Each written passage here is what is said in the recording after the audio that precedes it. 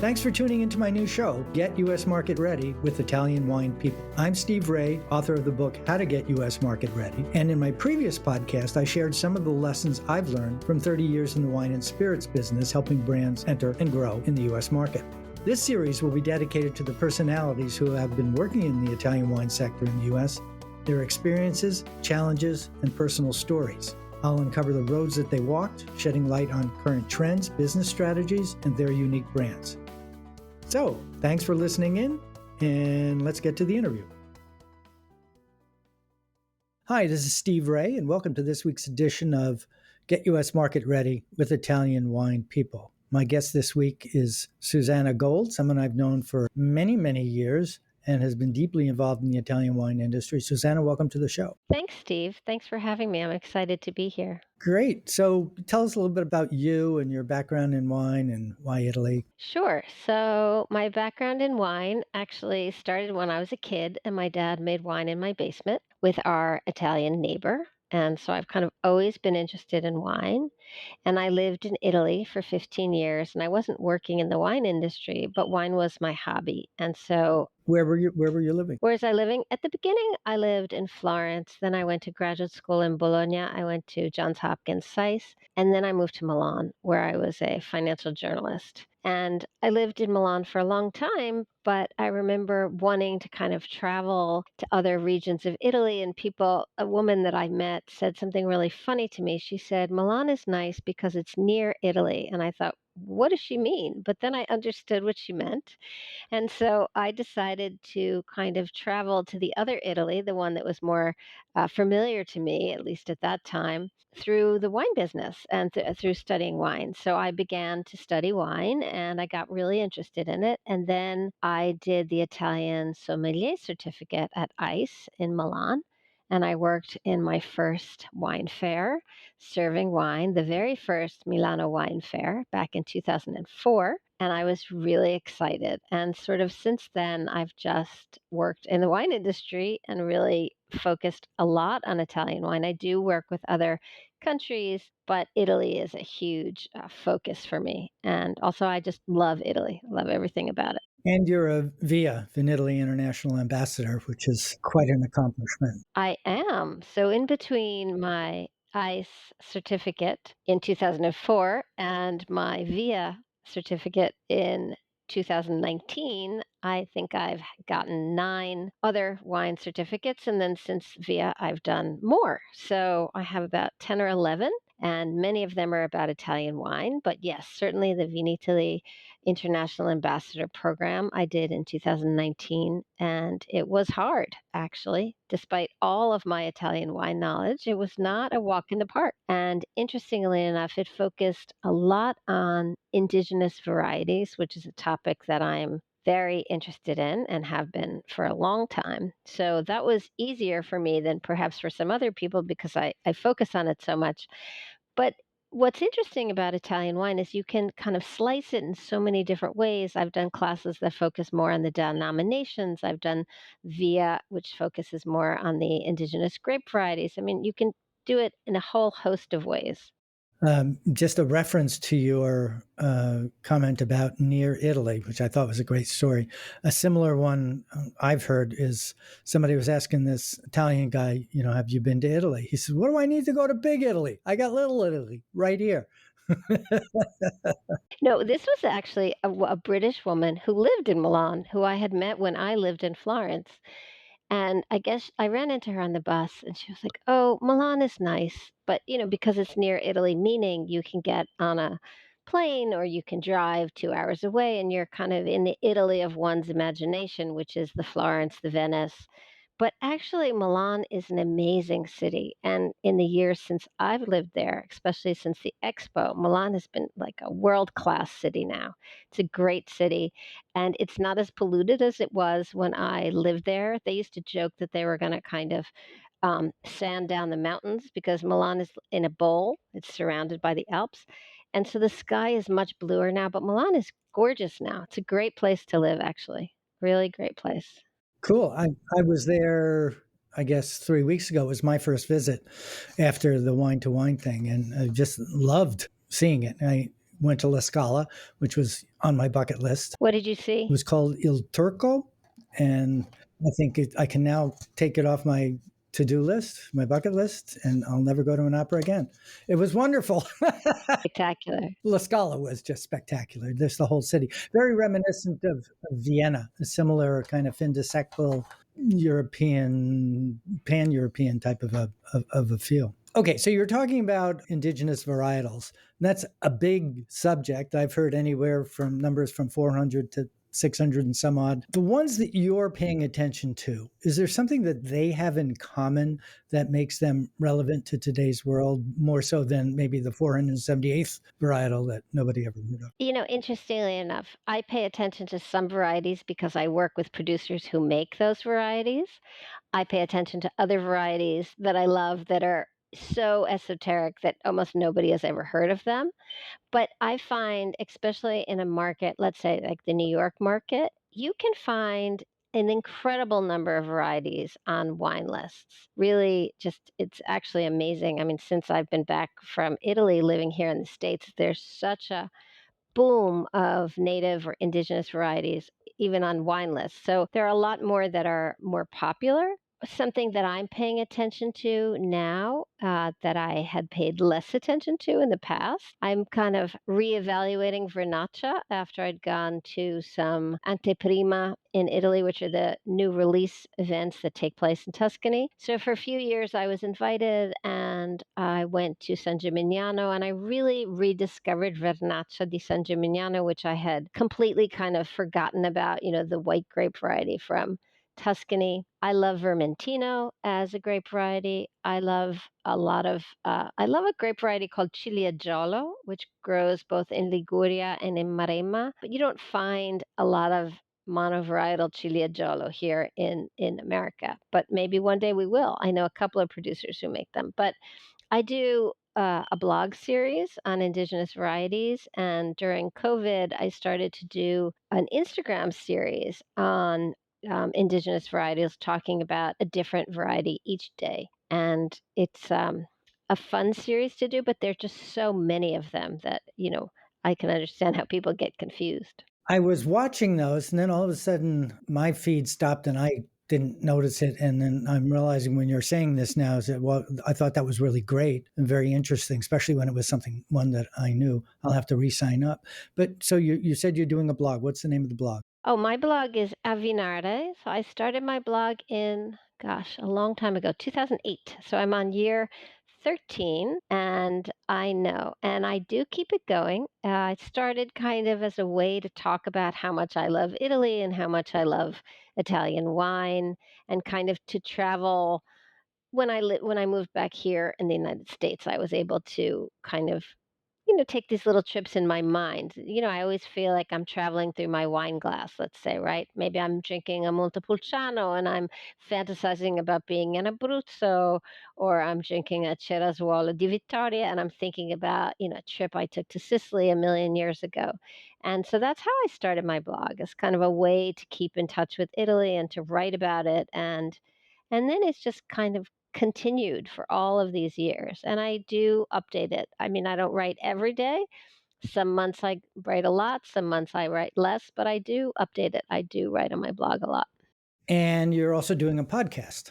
I am. So, also during COVID, I started a podcast, and the podcast focuses on something that I'm very interested in, which is sustainability. So, I do look at sustainability under the way that many Italian producers that I know look at it, which includes both your impact on land, water, and soil, meaning your soils, the aquifers underneath your water and air quality, but also the impact that it has on the employees that you have and on your local community. So sustainability sort of in a 360, view of sustainability, not the way sometimes when in America we focus on it. In America, I think we tend to separate sustainability into sustainability with air, land, and water, and then social responsibility, kind of the employees and your community. But in Italy, it's more looked at as the same, under the same rubric of sustainability. Okay, so sustainability, as I'm pronouncing it, versus biodynamics. Can you expound on that? Okay, so sustainability and biodynamics are two different things. Biodynamics is a very specific group of practices that come from Rudolf Steiner's techniques and ideas, in which a producer uses many of the suggestions that Rudolf Steiner had come up with, and they use different preparations to prepare their soils, and they plant according to the moon and the lunar phases, and that a producer can be sustainable and also be biodynamic, but they're very different. Sustainability is kind of an umbrella term, whereas biodynamics is a very specific set of tools and practices that producers use. So I saw some research, well, not so recently now, last year, I guess it was, from Wine Intelligence. It was one blurb, and a lot of people I've talked to have told me that's not true, but whatever, it was published on the internet. So it must be by somebody who matters.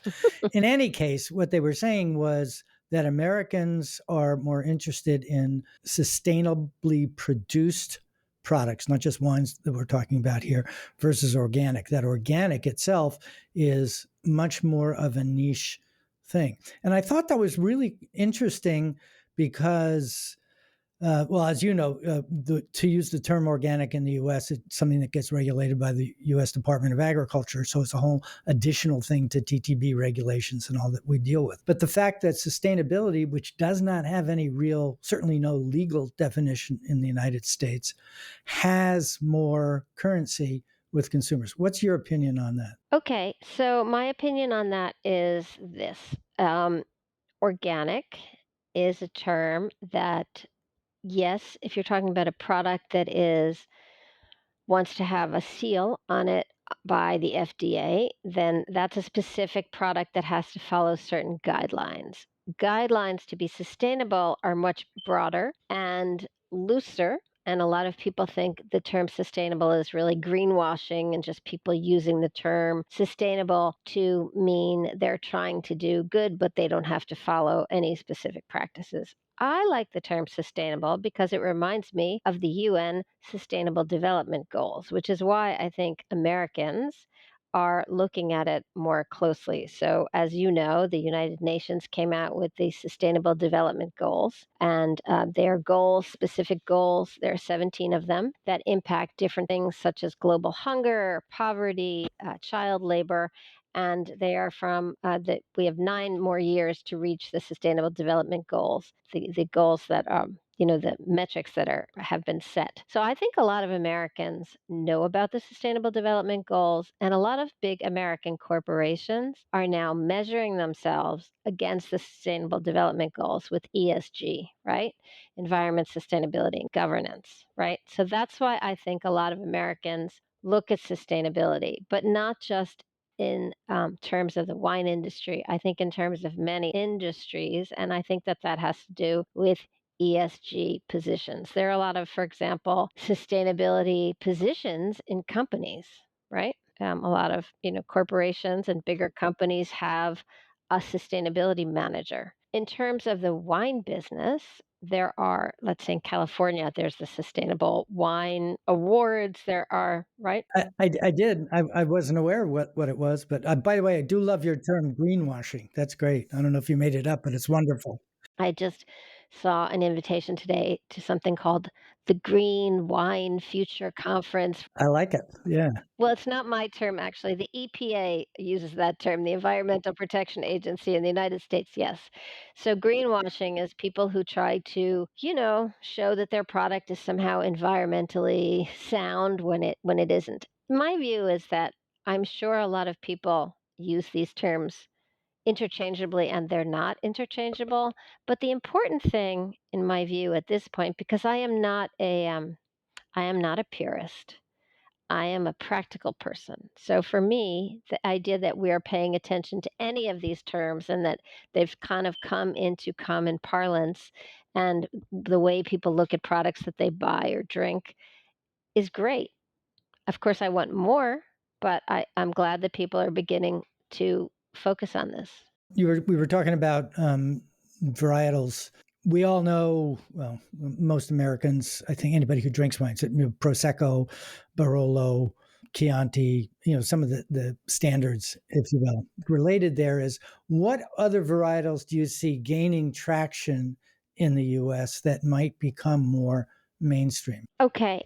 So as a wine, I think Brunello has huge following. And, it's made from Sangiovese. So I think Sangiovese really is a grape that many people know. I think a grape that a lot more people are getting to know is Aglianico, which is a grape that we know is from southern Italy. And it comes in, wines such as Taurasi or just an Aglianico, on its own. And it comes from Basilicata and Campania and also a little bit in Molise. But it's great spicy red variety that I think a lot more people are interested in. Just like people now drink a Nebbiolo delle Langhe without having it be a Barolo or a Barbaresco.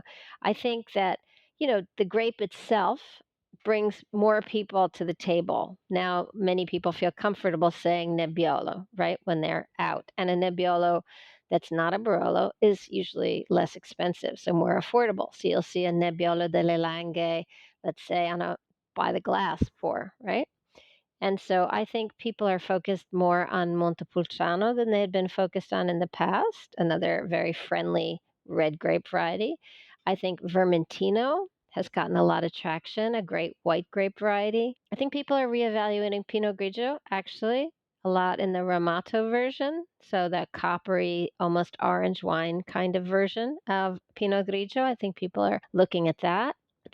Wine geeky, really geeky people are focused on Timorasso, which is a grape variety from Piedmont or Pellaverga or those kind of, grapes that people are really geeking out about. But I think sort of more mainstream grape varieties speaking, I definitely think that Montepulciano, Vermentino, and even, you know, I work with them, so I just want to put that out there that I work with Lugana. But a lot of people have discovered even Lugana, which is made with the Trebbiano di Lugana varietal, which is interesting to me. Or there's also Trebbiano d'Abruzzo that people are looking at. So a lot of things. I think mostly what's happening is people are more open also to Italian whites than they've been in the past, not just Italian reds, and also to blends. So there are lots of Italian wines that are made with blends. Well, the Super Tuscans, that kind of created Yeah, an entirely new category. absolutely. Absolutely. And so I think there's just a lot more interest in Italy in general and kind of more, less need for everything to be exactly as it always was. Oh, Barbera. I think more people are drinking Barbera than in the past or Dolcetto. There're just so many. There's so many. Actually, I was going to mention both those. Those are two of my favorites, but they're kind of in a region where other things are grown. They kind of get short shrift when on their own. The wines are great. Right. They do get short shrift, but if you think about it just purely from a price to quality ratio, affordability, it's much cheaper to have a Dolcetto on your wine list as a great by the glass port, right, than to have a Barolo. So I think there's a lot more interest in that now, and that's what Italians drink on a daily basis, right? So That was going to be my point. That what they drink on a local basis, like in Custoza, it's one wine from the co-op, but it's wonderful. It's local. It's not expensive, and it absolutely speaks to the region and the food that they produce. yeah, no, yes, right. Thank you for bringing up Bianco di Costozza, a very interesting wine. And it just cracks me up how many people know about Bianco di Costozza now. Here in America, they've done a lot of promotion, and they've really done a good job about it. Because when I lived in Italy, people were like, "What, Bianco di Costozza?" They didn't know anything about it. So it's great that now they're so kind of widely known here in America. Like Garda has done a great job of promoting their wines. But the other big topic that I wanted to bring up, which I can't believe I didn't mention it, is all of the Italian rosés, the rosatos. There are so many. So if you look at Abruzzo, let's say, all the Cirasuolo from Abruzzo that's made with Montepulciano are fantastic, great wines. Just did a tasting of that. Yeah, it was fabulous. Yeah. Those are great. And then if you look at Lake Garda, you have Chiaretto from the Lombard side, from Valtenesi, and then you have Chiaretto from Bardolino, the Veneto side. Or all the rosatos that come from Puglia, made from indigenous grapes in Puglia, like, Negro Amaro and all of those amazing grape varieties. So there's just Susannah Gold. There's so many great grape varieties, and there are a lot of rosatos that people are tasting now because there's such an interest in rosé. So I had the chance to visit the Chiaretto area on one of their trips, and it was Which one? The Bartolino side? the Bartolino side. We started that side of it, but and I was very impressed by it all. But knowing what's going on in the U.S. and the challenges of getting rosé from anywhere other than the south of France, the negatives that come at you, it's a hard sell, especially when they're going to get shelved in a sea of pink. And it's very hard to stand out other than just with a color. It's a challenge, and I think we're starting to see the rosé, the bloom, pardon the pun, the bloom off the rosé, slowing down. Maybe it's the pandemic, could be a lot of things. But I was really amazed, back to the point about Chiaretto, how versatile it was with so many different kinds of food. It was great. Oh, yeah. Yeah, they're great. But I mean, I get your point. But Valpolicella is on the rise, and Valpolicella is made from the same grape varieties that Bartolino's made from, and they're right there. And so, or mostly the same grape varieties. And so, I don't agree with the idea that rosé, the bloom is off the rose. I'm not sure you're right about that. I don't know. I go by the numbers I see. So, and I from what I read in the trades, one of the unique things about Valpolicella is it had a big hole it had to come out of. Way back 2 generations or 2 present generations ago, mine, yours, there was a company, I forget who it was, and they came out with like a 3-pack of Valpolicella, Bartolino, and Soave. And it was really crummy wine packaged in a little wooden box with the three of them. And a whole generation of people got to think that was the way those wines are supposed to take. And I think they've been trying to dig themselves out of that hole for the last 50 years. I think they're out. Okay, that's good to know, because the wines are not just commercial, they're, of the wow factor, I think. Yeah, I think they're absolutely out of that hole. They have also done really, really impressive promotions throughout the pandemic. Yeah, no, I think they're out of the hole. I think Valpolicella is on the rise. I think it's an easy wine to drink. It's an easy wine to pronounce. It's interesting. It's affordable. People who know Amarone might be interested to also try Valpolicella.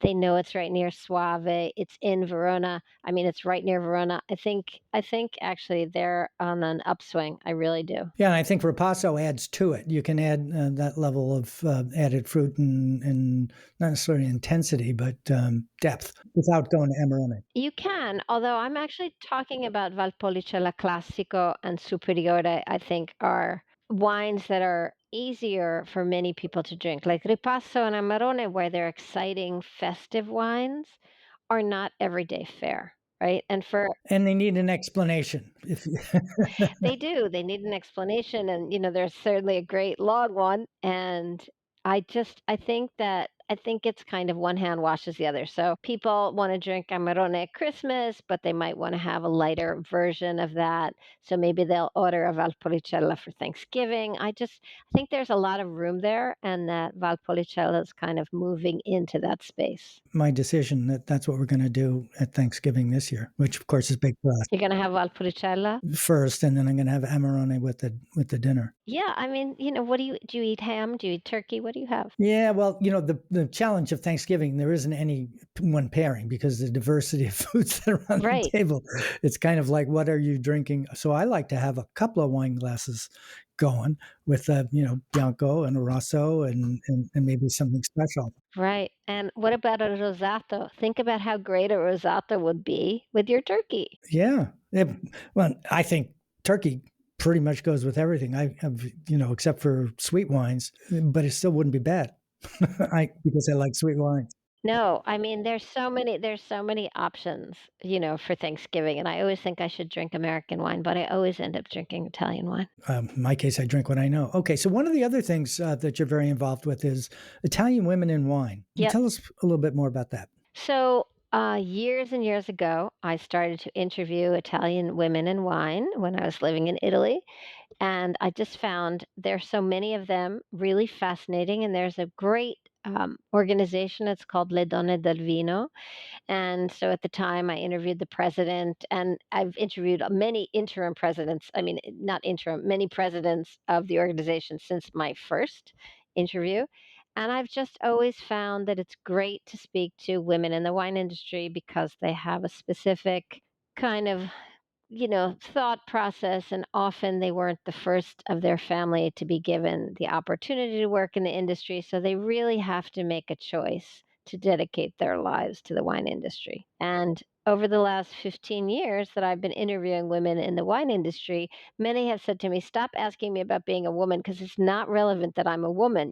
It's not, it has like, it's not an issue anymore. I'm a female, but there's so many of us." And this organization, Le Donna del Vino, is very supportive of women in the industry. So I like that too. I like the collegiality of it, right? I like the fact that women support each other in the different regions, and that they have every year they have an annual conference. And I used to love to go to their annual conference seminar at Vinitaly. It was always really great. You also are doing an Instagram series on it? I did a lot of Instagram interviews with women in wine, and it was really a lot of fun because I was not traveling at all for a year. This is the longest time in my life I haven't been in Italy. I have not been since February of 2020. And in, I would say, 25 plus years, that's the longest time I have not been in the country. So I kind of interviewed all these women that I know, or that would send me their wines, or just that I wanted to interview because of something interesting they were making. Like, I did a great interview with a woman who makes Tempranillo in Tuscany. Really? You know, yeah. Price? Yep. Okay. Yeah, and it's delicious, actually. And she was really funny. So it was fun to do that on Instagram. But I had started this series on my blog about, I don't know, 10 years ago, 11 years ago. I had started the Women in Wine series. So I've done this for a long time. And I'm working on two other projects that are related to Italian women in wine, but I'm not going to tell you what they are in this podcast. If they actually ever come to fruition, then you can invite me back and we can talk about them. Okay. Well, that's a standing invitation. That's open to you. Well, thank you so much. I appreciate that. So we're running a little tight on time now. One of the things I like to do at the end of my podcast is to ask what the big takeaway is. When I was a young PR writer, I went to communication or majored in communications. A guy once told me, he said, "We write wrench stories." And I said, "What do you mean?" He said, "I mean, somebody could read the story and they can go out and fix the tractor." So what's the wrench story? Great concept, right? So of all the things that we've talked about, and we've touched on a whole bunch of, what is the one thing that people who are listening to maybe can act on right away and put into practice? So, right away, make friends with your local wine store owner and ask them what's new from Italy. What new varieties are in from Italy, and expand your horizons a little bit and see what they have in the store. As simple as that. As simple as that. I mean, I'm all about education. I'm the brand ambassador for 3 regions and, 2 producers, and I really, really, really, really care a lot about education, but it depends on what someone's doing in the industry. If they're a consumer, there are a lot of free, consumer courses online, and then if you get more into it, then there are many paid courses that you can do online, and no matter how many wine classes and certificates I have, there's always something more to learn. And there's always someone more to learn from. And it's a great way to make friends across the world who share a huge passion with you. Yeah, I think that's wonderful. In terms of if people want to reach out to you, do you want to share your email and social handles with us? Sure. So if they want to reach out to me, you can find me at my blog, which is avinare.com, AVVINARE.com, or my promotions company, which is Vigneto Communications, another hard word to spell, Vigneto Communications is my company. Or you could find me at susannahgold.com. That's another way to find me. Okay. Well, I want to say big thank you to Susannah. And I should also mention that she's invited me to be a guest on her podcast. So I guess Turnabout will be Yes. fair, Oh, fair yes. play. Can I promote Please. my podcast, my Absolutely. new Yeah. series? So my new series on my podcast, I did about 15 podcasts on sustainability, and I'm launching a new series as we lead up to Christmas about wine books and different wine books that people have written. And I want to talk to Steve about his book about getting ready for the U.S. market. Cool. Yeah, I've got a library of things that I've read and consult, and I don't think anybody else in my family will ever know or consult those books at all. Just stuff that Dad's interested in, but not anybody else in their world. In their world, right. You never know. You never know. I mean, the passion, as everybody has the same story, that there was one kind of moment in time where you had a glass of wine and it was this magic, ethereal, emotional thing. It was far beyond just the liquid that you were drinking. That kind of what set me on this whole pathway to be in the wine industry. Fantastic.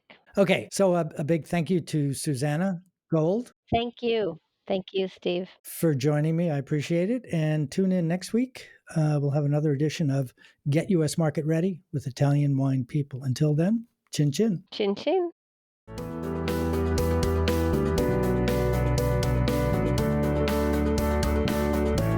This is Steve Raye. Thanks again for listening on behalf of the Italian Wine Podcast.